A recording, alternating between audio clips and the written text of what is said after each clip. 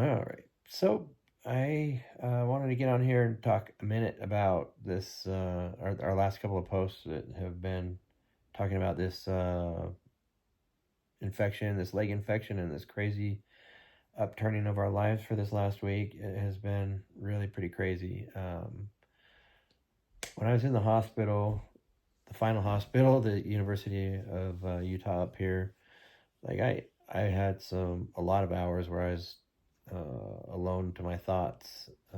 My mom was up there helping to be a good mom, but for the most part, I was in my own head, and um, it got pretty rough. Not gonna lie, it was really frustrating. I was in a ton of pain still, trying to figure out what was going on. I had all sorts of fears that were being thrown at me still, and like I had my diet was still being withheld at first when I went to the hospital for way too long of a time while they were deciding whether or not they were gonna have to do surgery and cut me open. And to sum up on that a little bit, with this skin infection, with the cellulitis, they thought it had advanced or was going to advance to this other nasty necrotizing fasciitis. Yeah, necrotizing fasciitis. Something. Basically, it's really nasty stuff that's where your bacteria just eats all away at your muscles and bones and skin and everything. All the tissues. Yeah, all the tissues. And anyways, gosh, I started off with the second hospital, like not threatening, but talking about cutting it open and wanting to scrape and see what was going on in there, and it just freaked me out. As time went on, and then we even got up to the University of Utah, it was like, what? They were still talking about the possibility of that being there. And in addition to that, like, this is where it started to get real dismal. Like, they were talking about, all right, we might have to open that up and go in and clean all the infection out. And in addition to that, this stuff attacks the bones. So I have some wounds on my toes that have been trying to heal since last December. It's just been really frustrating, like a year and a couple months ago. And so there was like a lot of fear on where the infection came from, how bad it was, and what they thought they were going to have to do about it.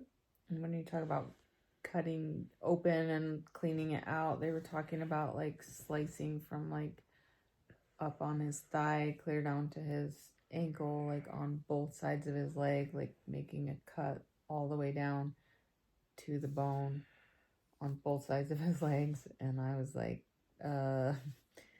he has wounds from over 7 years ago, like pretty minor wounds compared to that type of a thing that have not healed even after a bunch of skin grafts and everything. So because of the lack of circulation in his legs, it's like we just knew that if they did that, it would like never heal. Literally, like he could live another 50 years and it wouldn't heal for sure. Like we'd be in wound care twice a week all the for time, the next 75 years. Like, sleeping in hyperbaric beds or something. Yeah, and then there was talk of possible amputations and removing bone that was infected and potentially infected or whatever. Like it was just mentally exhausting for both of us.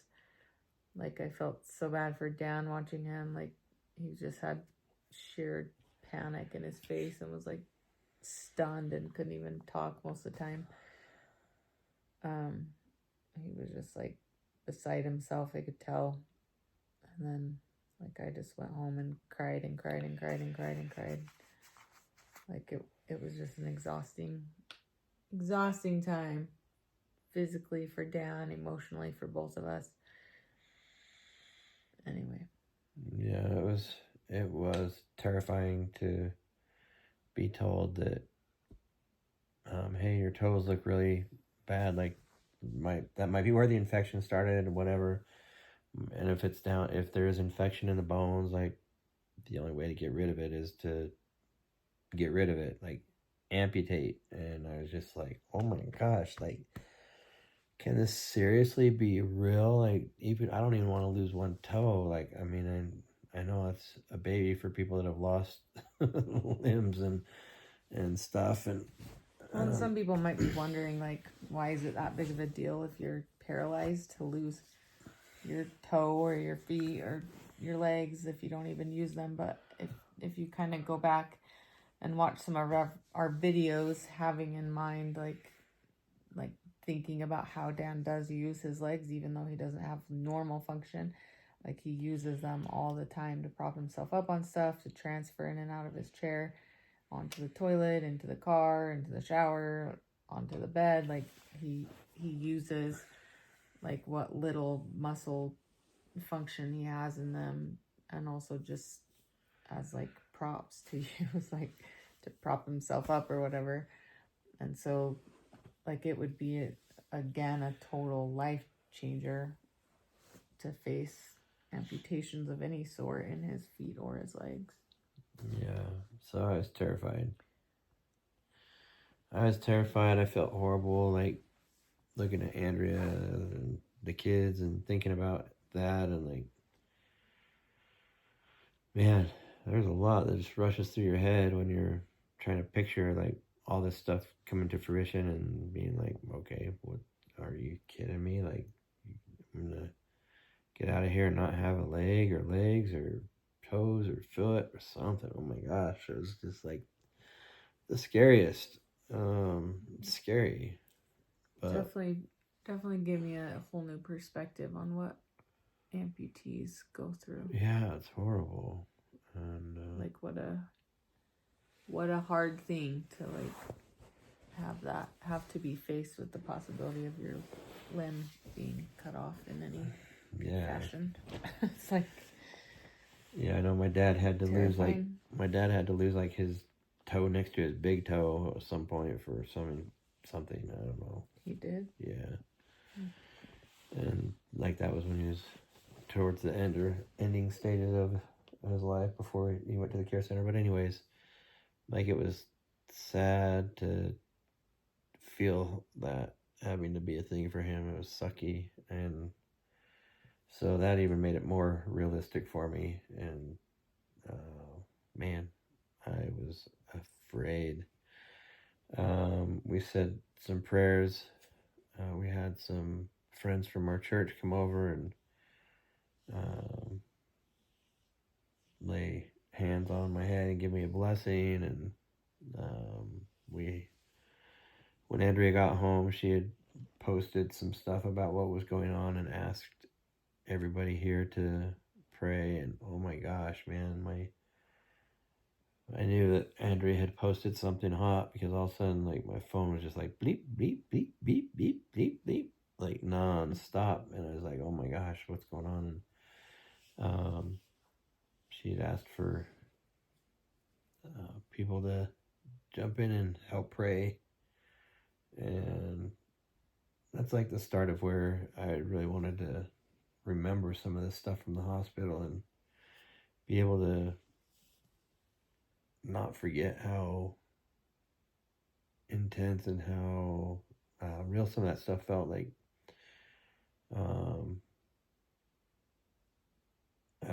I don't know, just some of the prayers and things people were saying and writing, and prayers that were written out. And there's some really beautiful people in here, and just spiritually just awesome, amazing people. Because if you were one of those that threw prayers out or gave prayers to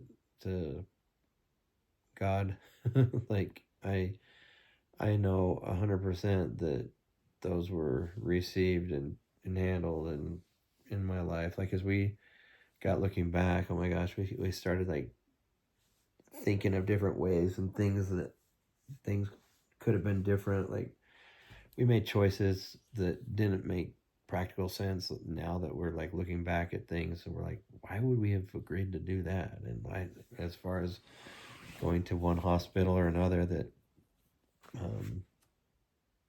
after the fact thinking that, should I explain that a little bit more? To kind of, nah. I don't know. Okay, well, I'll, you know what? I'll explain it. So we went to the emergency room and they told Dan that they thought he had a pretty bad infection that needed IV antibiotics, and so they were going to transfer us to their sister hospital, which is a hospital here locally that's closer to our home, but it's also a hospital that's kind of has a reputation for if you go there you're going to die. So usually that is not a hospital that we would be okay with going to. Also, Dan has such like intricate, or like, what's the word I'm looking for, just like so many health problems across his whole body, and he has a baclofen pump and a spinal cord injury and all the hardware in his spine and infections and wound care and all the things, and all of that care since his accident, most of his care has been done up at the University of Utah. So that's where we feel the most comfortable. They're a trauma one hospital. Yeah. So if there's ever anything like intense going on, like that's where we feel most comfortable and most cared for. So typically we would like insist that we be transferred to that hospital. But in this case, for some reason, neither of us had a problem or batted an eye when they told us that they were transferring us to this other hospital, which is where you go to die.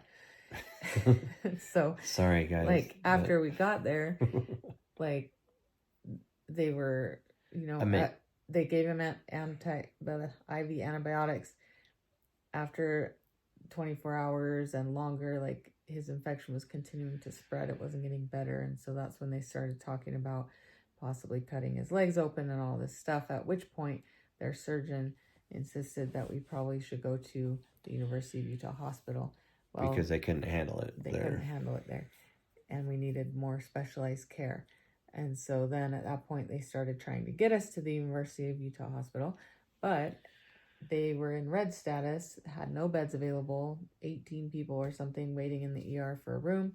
We ended up being at this other hospital for 2 more days, longer than we wanted to, while we were in this dire situation. Yeah, my leg was just kept blowing up bigger and bigger. If we stay here another second, Dan's going to go septic, or he's going to end up having amputations, or he's going to end up getting his legs cut open and all these things. So then we finally made it up to the University of Utah Hospital. Like Dan said, they made him, they had no food ordered until all of the doctors came and looked at him, and specifically the surgeons came to look at him to make sure that they didn't want to operate before he had anything to eat. And so that whole period waiting for them to come in, even that it was even a possibility that they might operate, was just keeping us, especially Dan, full of anxiety and wondering what was happening. It was till 1 in the afternoon, the next day after we got there. And so anyways, in hindsight, I was telling Dan that I think maybe the reason that we needed to be at that other hospital was because God knew that it was going to take a while for this infection to respond to the antibiotics. Had we first gone to the University of Utah Hospital and it wasn't responding to the antibiotics, I think because we would have been at that hospital, we would have trusted the doctors there, we would have felt like what they were saying was right. And then it sounds like standard protocol in that situation is to cut your leg open, do exploratory surgery, make sure everything's all right, clean it out if they need to or whatever. I think he would have ended up with his leg sliced open from top to bottom, which would have been a horrible situation that wouldn't have healed anytime soon, probably in the next 25 years or more. Jeez. For real. It's been 7 years since that little burn on his ankle, and it has not healed. Even after skin grafts and everything else, it still looks like just not good. It's healed over for all intents and purposes, but it's still not a good situation. Yeah, so anyways, in hindsight, I think had we gone straight to the other hospital, he probably would have got his leg cut open. So the fact that we were at the other hospital, we didn't trust them to do that type of procedure to him. We were kind of stuck there. And then by the time we got to the University of Utah, things were calmed down enough that they weren't worried about that necrotizing fasciitis anymore. And so he didn't end up getting his leg cut open. Did you already talk about the part where after 12 hours or 24 hours or whatever, the doctor came back in and was like, okay, the one that first said that they weren't equipped with the equipment or the capabilities to do anything. And then they're like, okay, well, the U didn't take you, so like let's go to the operating room. Basically, the next best thing that we should be doing is taking you down to the. I've got the surgeon, the ER, whatever, the surgery room, OR things, the OR prepped, and we can just go down there and like we'll just make an incision, a cut. Trying to make it sound all small. And we're like literally down both sides of your legs so that we can open it up and like get rid of the infection. And I was like, dude, I will leave. I'll check myself out of the hospital. And I'll go up to the. Yeah, we were about to just peace out of there and go to the emergency room at the other hospital and hope to get admitted. Yeah, they're like, the insurance company isn't going to do that. I was like, I don't care. I guess whatever, dude. Like, he was like telling us 24 hours before that they weren't equipped, that they weren't qualified, whatever, to operate on him, and then 24 hours later they're ready to operate on him. So we're like, no, this is not happening. Anyways, I think the moral of the story is that always in like hindsight, like you can see God's hand working in situations. So it's so easy to get caught up in fear and in the anxiety of situations, but fear is not from God. And we have to remind ourselves of that fear is not a feeling that comes from God. Like peace is what comes from God. And so we did have to kind of regroup there a couple times and like turn our focus to God and say a prayer and find that peace again, because it was a lot to go through. Like it takes a lot for Dan and I to have our spirits broken. And I think both of us were pretty broken there for a couple days. Yeah, it was rough. Like I was trying not to have breakdowns in front of Dan, but when I got home, I just lost it. In fact, at one point, I came out of the room. I didn't know that our son Uriah was out there. I thought he had gone outside or something, but I like opened the door and was just like sobbing, and he was like, "Whoa, what's wrong, Mom?"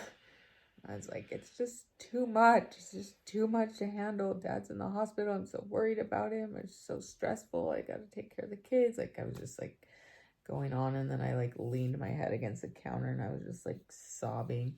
And he came over and just started like rubbing my back. Like, oh, are you okay? I was like, what do I do now? But he was sweet. He just stood there and like tickled my back for a minute until I calmed down. But anyway, it was stressful. And now, like, if we look tired and whatever, it's because we are. It's been like a long week and a half, and I have MS. And it's like you have that adrenaline that gets you through some whatever you're going through, but then like once it's over, your body just kind of crashes, and they're like, all right, we don't need to fight anymore, so now you're gonna feel like crap for a few days so you can rest. But so that's kind of the stage I'm in right now. I've been feeling pretty crappy the last couple days with fatigue and just body aches and just not feeling good. I want to get up and do all the things I need to be doing, but I'm been trying to be good. Like, I've been putting my leg up and staying in bed and laying down a lot more than I normally would. Yeah, it's scary. I don't want to be kicking back off. Like, I only have 2 more pills on my antibiotics. It's looking worse right now than it has been. It's just, I think, puffy still from the nighttime. Like in the morning, it'll be down again. It's just gonna be. What about like this stuff? I'll show you what his leg looks like right now, since we're kind of keeping pictures and stuff. I think. It's just, I think. And what about your toe? It looks like it has fresh blood on it now. Oh gosh, I'm It gonna does, die. Doesn't it? Like it's just, it's got the wetness. Okay, so we've been up for how many hours, like doing stuff? Like, is that normal though? Has it been doing that? Yeah, it does that. Like the great thing is I've been wrapping it like that. One doctor showed me. However the light is right now, it looks way better. Yeah, that's weird. We're not editing this, guys. I'm trying to post this in the morning and I don't have time to edit it, so. Yeah, so You can hear a real life conversation. This is the type of stress. It's like there's a tiny bit of blood on your toe. Now what's happening? Is the infection not going away? Is it? it's scary. It's lame because it's still tight versus the other side. Like, you know that there's still stuff going on, but like I know from every night that anytime I get up for a minute and put my legs down, all the blood and all the fluid, well, more, I still have a ton of fluid on board, but all that fluid just rushes down and then has nowhere to go because I suck at being able to walk and pump it back up. So, so anyways, it fills up with fluid and, like it's still shaped like a leg still instead of a balloon. And this stuff even isn't as big as it's been, but like I'll go to bed and then 3 or 4 o'clock, just a few hours into bed, like I'll wake up and I'll have a really full bladder. Like being a paraplegic, like I have to straight cath to pee, so like I can really keep track of how much I pee, and these are fun conversations. But anyways, like a normal person, I think when you're feeling like, oh my gosh, I've got to pee so bad, it has like, I don't know, 3 to maybe 500 cc's of pee going on there. And in the mornings when I'm like, oh my gosh, it hurts, like it's a whole different feeling for me. But when I get past like 700 or 800, like I feel some really sharp pains. And anyways, like I'm waking up after 3 hours of laying down with my leg elevated, and all that fluid that's been accumulating down there rushes back into my system through all the lymphatic system and processes everywhere, and all of a sudden I got a full bladder and I gotta go try and get there before I pop on the way to the toilet. But so anyways, yeah, it is flared up right now because I've been up for multiple hours, just trying to do our family stuff a little bit, and not anything crazy, but I'm not healthy yet. I'm not, and it's driving me crazy because I just want to go cut all the things I need to do for my office project. I want to do work.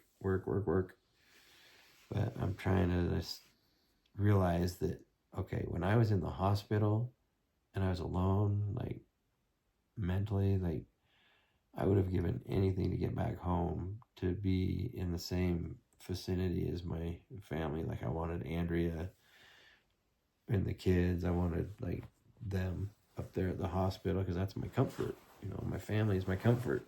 And so I wanted them there and they couldn't be there.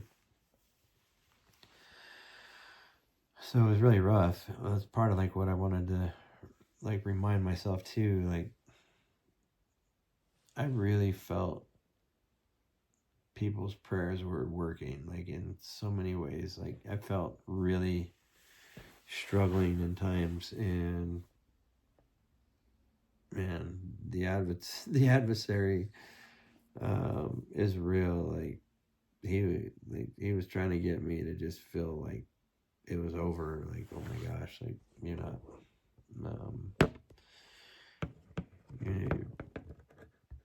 like whatever. It's not gonna. I started screwing with this, and the light moved. But anyways, it was a real deal. It was really.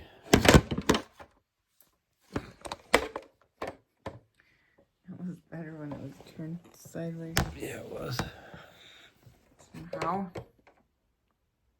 Alright, let's see if I can put that closer and make it stay there. That good enough? Sure. Still crooked. I'm gonna close this out anyways, so All we right, can go to so bed. But anyways, like, yeah, I just really wanted to remember how real people's prayers felt and how it really pulled me back up out of those really dark spots. And man, like whether it was people writing particular messages that just stood out and really hit home and really just felt personalized to me, and or coming across things that definitely related to my exact scenario in frustration and in life and everything. It seemed like I really felt. Oh my goodness, you're right. My connection with God to feel really known. It was, I don't know how else to say it, but it was just really powerful to give credit to that. And I just, at one point I was just like, oh my gosh, this sucks. Like I've been in the hospital for so many days and like this is going on and this is going on and this is going on, and then like we took a minute and flipped it in reverse, and it's like, well, yeah, but like had you gone to the hospital first, who knows, maybe you would have, we'd be looking at a whole new perspective right now, and maybe if this happened, then this would be, it would change the whole course of everything. But the way things are going right now, like I really think they're going well, and just think it's the way it's supposed to be. No, that's just the scarring that pops up. That's normal too. That's from the tib fib break thing and the hardware that's in there. Yeah, no, it looks bad, but it's just shiny because I put that lotion on it. But I need to just all right, guys, put it up in the air and go to bed and like let it relax. But really, God is good. Like God was there answering everything and carrying on your guys' prayers and faith for us. Honestly, our family was taken care of. I was taken care of. We're always taken care of. So many people reached out, brought meals, helped with our kids. There's so many that have helped out financially too. That is like a huge. We're still wondering what's going to happen for bills. Dan usually has double coverage with Medicare and Medicaid, but right now he doesn't have the double coverage, so we have no idea what bills are going to show up. Yeah, I've got multiple ambulance rides. Hopefully it all works out, but we've had a lot of you kind people making donations to the GoFundMe we set up, like way more than we could have ever asked for. So thank you so much for that, for real. Yeah. That allowed us to like stay in the moment of this and be worrying like about Dan healing and about making sure we're doing what we need to for his health, rather than like stressing out about the finances of it all, and should we take this ambulance ride, and should we move hospitals, and what's the cost going to be, and whatever, because you guys removed that burden from us, so we really, really, really appreciate that more than we can say. Yeah, absolutely. So crazy. It just, everything worked out the way, in a good order, the way it probably was supposed to be, just to show us the way. So gosh, thank you. I love you guys, and we'll post again here in a few days, but thank you for keeping tabs on us and caring. Yeah, thank you. Appreciate it. Much love. And remember to punch today in the face. Yeah. Don't be giving up. Don't let the downers get you. Facts. Okay, go.